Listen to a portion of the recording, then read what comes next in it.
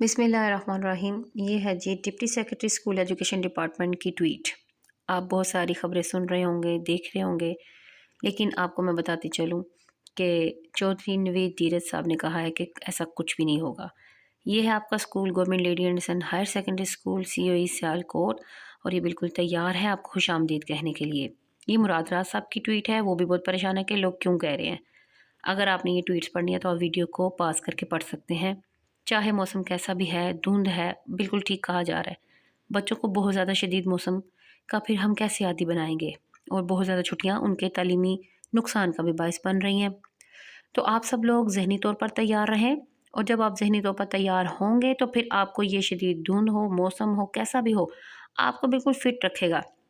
मैं तमाम स्टूडेंट्स को बता रही हूँ कि स्कूल 9 तारीख सोमवार से खुल रहे हैं, उसकी भरपूर तैयारियां चल रही हैं। ये सफाइयां देख लें आपके आने की खुशी में।